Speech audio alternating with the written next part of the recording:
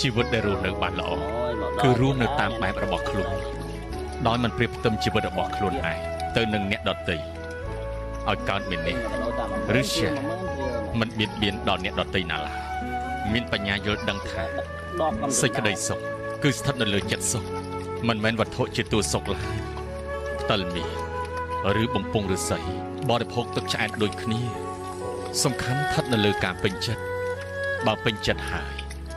គឺមានសេចក្តីសុខហើយ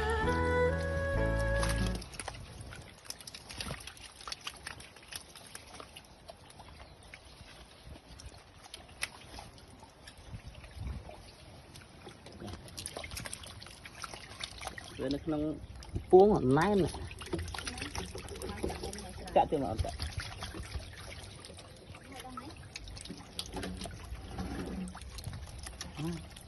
វា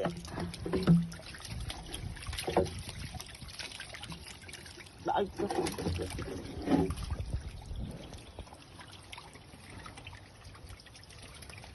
ៅ